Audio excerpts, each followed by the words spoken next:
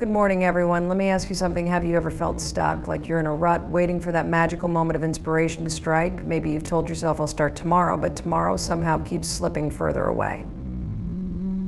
I don't worry, you're not alone.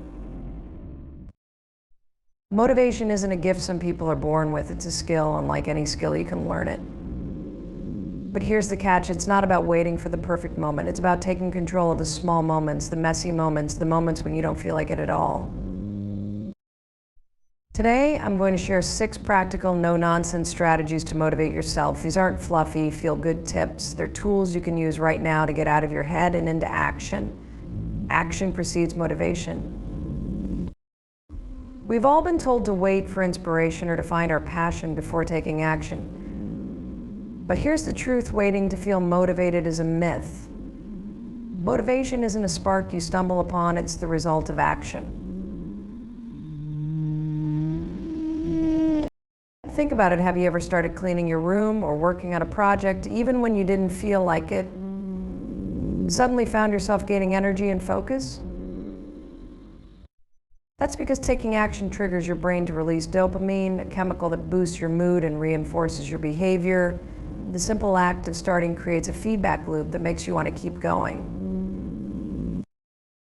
The key is to embrace the small start. You don't have to tackle the entire mountain, just focus on taking the first step. Maybe it's putting on your workout clothes, opening your laptop, or jotting down a single idea. That small action flips the switch in your brain from I don't feel like it to I'm already doing it. Here's an example. Imagine you've been procrastinating on writing a report. Instead of stressing about the whole thing, commit to just writing the first sentence. Once you get that sentence down, chances are you'll write a second one, then a third. Before you know it, you're in the flow. This principle also works because it bypasses the overthinking that often paralyzes us. When you focus on taking action, you silence the inner critic that says, what if I fail, or what if it's not perfect? You move from thinking into doing, and that's where real progress begins. Key takeaway, you don't need to feel motivated to start, you just need to start to feel motivated. Even the smallest action can create the momentum you need to keep going. So, stop waiting for the perfect moment and create it by taking the first step right now. You said set a micro goal. Big goals are exciting, they're the things dreams are made of. You might want to run a marathon, write a book, launch a business, or transform your health, but let's be honest, big goals can also feel overwhelming. They can make you freeze up because the gap between where you are and where you want to be seems impossibly wide. That's where micro goals come in. A micro goal is a tiny, manageable step that moves you closer to your bigger vision. Instead of focusing on the overwhelming destination, you break it down into smaller, actionable chunks. This strategy works because it turns the impossible into something you can tackle right now. Let's take an example. Imagine you want to write a novel. The thought of writing 80,000 words might make you feel like quitting before you even start. But what if your goal for today was just to write 100 words? That's less than a paragraph. It's so small that your brain can't come up with excuses not to do it. Once you start, you might find yourself writing 200, 300, or even 1,000 words. Micro goals are powerful because they create wins. These wins don't have to be big, they just have to happen. Each time you achieve a micro goal, your brain gets a hit of dopamine, the feel-good chemical that reinforces positive behavior. It's like training your brain to associate progress with pleasure. Here's another example. If your goal is to get in shape, don't start by committing to a 60-minute workout 5 days a week. That's a fast track to burnout. Instead, set a micro goal to do 10 minutes of exercise today. Once you've done those 10 minutes, you've succeeded. And that success will motivate you to come back tomorrow. Key strategies for setting micro goals. Be specific. Instead of saying, I'll work on my project, say, I'll spend 15 minutes brainstorming ideas for the project. Make it achievable. Your micro goals should be so small that it feels almost impossible to fail. Tie it to a bigger goal. Remember, micro goals are stepping stones. They might feel small, but they're designed to lead you to your ultimate objective. Celebrate the win every time you complete a micro goal. Acknowledge it. Celebrate the fact that you showed up and did the work. Use the 5-second rule. We all have moments where we hesitate, whether it's speaking up at a meeting, getting out of bed to hit the gym, or starting a challenging task. That tiny pause, just a few seconds, is enough for your brain to step in with excuses. What if I fail? I don't feel like it. Maybe I'll just do it later, and before you know it, the moment is gone. The 5-second rule is a powerful tool to override hesitation and take control. Here's how it works the moment you feel the instinct to act on a goal. Count backward, 5, 4, 3, 2, 1. Go. Then immediately move into action.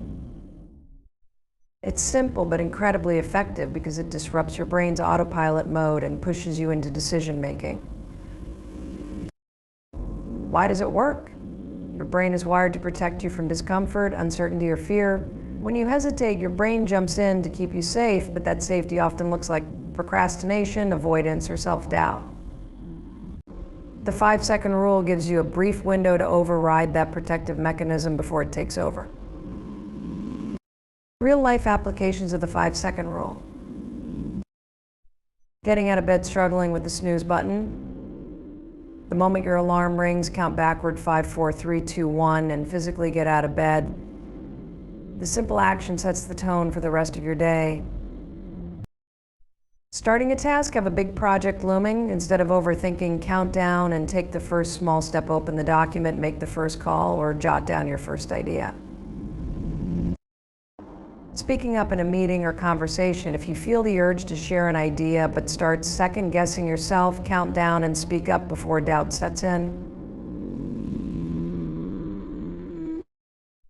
Exercising when you're sitting on the couch, debating whether to work out, count down and physically stand up. Once you're up, you're far more likely to keep moving. Why counting backward matters. Counting backward isn't just a gimmick. It engages your brain's prefrontal cortex, the part responsible for decision-making and focus. It interrupts automatic, unhelpful thought patterns and gives you a moment of clarity to act intentionally. By the time you reach one, you've already committed to action. The power of small wins. The beauty of the 5-second rule is that it doesn't require motivation, confidence, or even a plan. It's about doing something, anything that moves you forward. And the more you use it, the more you'll build trust in yourself to take action when it matters most. To change your environment. We like to think that motivation comes solely from within, a burst of willpower or inner resolve, but the truth is your surroundings play a massive role in shaping your actions, habits, and ultimately your success. If you're struggling to stay motivated, it might not be a lack of discipline. It might be your environment holding you back. The environment-motivation connection. Your environment includes everything around you, the physical space you're in, the people you interact with, and even the tools and distractions you have access to. Each of these factors influences your mood, energy, and focus. If your environment is cluttered, distracting, or uninspiring, it can drain your mental and emotional resources, making it harder to stay motivated. The good news? A few intentional changes to your environment can have a dramatic impact on your ability to take action and stay on track. Practical ways to change your environment. Declutter your space. A cluttered space often leads to a cluttered mind. Take a few minutes to organize your workspace, clear off your desk, or tidy up the area where you spend the most time. A clean, organized space can boost your mental clarity and make it easier to focus. Create a dedicated zone if you're trying to work, study, or exercise at home. Set up a specific area for that activity. This creates a mental association between the space and the task, making it easier to get into the right mindset. Eliminate distractions. Identify the biggest distractions in your environment, like your phone, TV, or noisy surroundings, and find ways to minimize them. Turn off notifications, use noise-canceling headphones, or relocate to a quieter area. Surround yourself with cues for success. Your environment should remind you of your goals, not pull you away from them. For example, if you're trying to eat healthier, keep nutritious snacks visible and hide the junk food. If you want to read more, place books where you can see them instead of burying them in a drawer. Find a new perspective sometimes. A change of scenery can do wonders. If you're feeling stuck or uninspired, try working from a coffee shop, taking a walk outside, or even rearranging your furniture. A fresh environment can spark creativity and give you the mental reset you need. People as part of your environment. Your social environment is just as important as your physical surroundings. Are the people around you encouraging, supportive, and aligned with your goals? If not, it might be time to seek out a community or accountability partner who can lift you up and keep you motivated. Energy is contagious. Surround yourself with people who inspire and energize you. Your environment is a system. Think of your environment as a system that either works for you or against you. The more intentional you are about designing your surroundings, the more you'll set yourself up for success. Instead of relying on sheer willpower, let your environment nudge you in the right direction. Reframe failure. Most people fear failure. It's natural you worry about the embarrassment, the disappointment, or the self-doubt that follows. But here's a truth you need to embrace: failure isn't the end, it's a stepping stone. The way you view failure can either hold you back or propel you forward. If you learn to reframe failure, it becomes one of your greatest tools for growth and motivation. The problem with fear of failure. When you view failure as something to avoid at all costs, you're likely to procrastinate to avoid potential mistakes, play it safe and never take risks, quit too early because the road feels too hard. But here's the thing: every successful person you admire has failed often, repeatedly. The difference is they didn't see failure as a permanent mark on their record. They saw it as data feedback and a sign they were pushing their limits. Reframing failure as feedback. Failure isn't a judgment of your worth, it's information.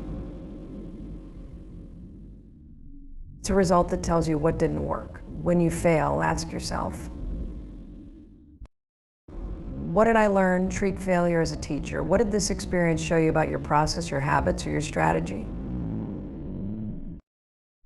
What can I adjust?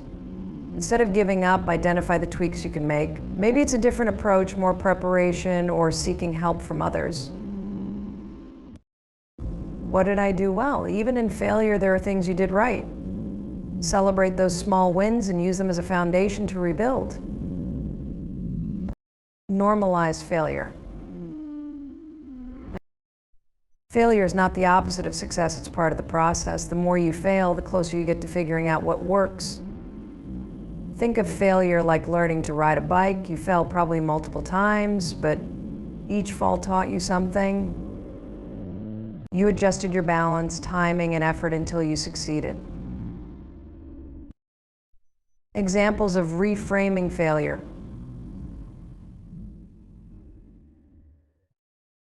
Thomas Edison, when asked about his countless failed attempts to invent the light bulb, he said, "I haven't failed, I've just found 10,000 ways that won't work." Athletes, every missed shot, every lost game is an opportunity to study what went wrong and come back stronger. Entrepreneurs' most successful businesses started with failed ideas. Each failure sharpened their vision and brought them closer to their breakthrough. Turning failure into motivation. Celebrate the effort you tried. That alone sets you apart from those who never start. Give yourself credit for showing up. See the bigger picture. A single failure doesn't define you. It's one chapter in your story, not the whole book. Keep going. Use failure as fuel. The lessons you gain make you stronger, wiser, and more prepared for the next challenge. Practical tips for reframing failure. Write it down after a setback, journal about what happened, what you learned, and your next steps. This shifts your focus from emotion to action. Share your failure, talk about it with someone you trust. Often, verbalizing it helps you see it objectively and realize it's not as big as it feels. Set a failure goal, challenge yourself to fail at something every week. It sounds counterintuitive, but this pushes you out of your comfort zone and builds resilience. Build a routine you can rely on. Motivation is fleeting. One day you feel unstoppable, and the next you're struggling to get out of bed. That's why relying solely on motivation to achieve your goals is a risky strategy. Instead, what truly sustains progress is a routine, a consistent set of habits and actions that propel you forward, even when motivation is nowhere to be found. The power of routine. A routine is like an autopilot for your success. It reduces decision fatigue, builds momentum, and creates a sense of stability in your day. When you have a well-structured routine, you don't have to waste energy deciding what to do next. Instead, you can channel that energy into executing your goals. Think of a routine as a foundation. With a strong foundation, you can weather the ups and downs of life and still make progress. Without it, even small disruptions can throw you completely off track. How to build a reliable routine.